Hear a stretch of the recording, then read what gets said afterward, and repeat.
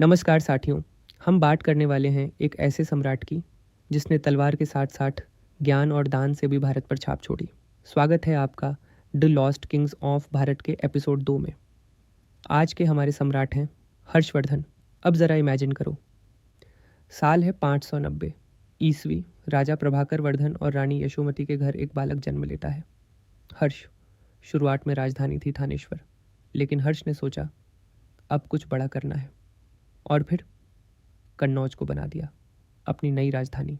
यहीं से शुरू होता है उनका असली विस्तार।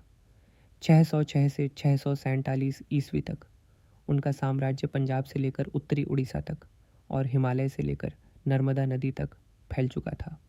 उन्होंने शिलादित्य की उपाधि धारण की, जो उनकी शक्ति और प्रतिष्ठा को दर्शाती है। अब बात करते हैं उनके अभियानों की। हर्षवर्धन ने कामरूप असम के राजा भास्कर वर्मन के साथ मिलकर बंगाल के शासक शशांक को पराजित किया। लेकिन हर युद्ध जीतना ज़रूरी नहीं होता। इतिहास हमें सिखाता है कि सबसे शक्तिशाली सम्राट भी चुनौतियों का सामना करते हैं। 618 ईस्वी में नर्मदा के किनारे हुए युद्ध में हर्षवर्धन को दक्षिण के शक्तिशाली शासक से हार का सामना करना पड़ा। लेकिन यही एक महान शासक की पहचान होती है। वो सिर्फ जीत से नहीं, अपने व्यक्तित्व से महान बनता है। हर्षवर्धन सिर्फ एक योद्धा नहीं थे, वे एक विद्वान और कला प्रेमी शासक भी थे। उन्होंने संस्कृत में 3 नाटक लिखे, रत्नावली, नागानंद और प्रियदर्शिका।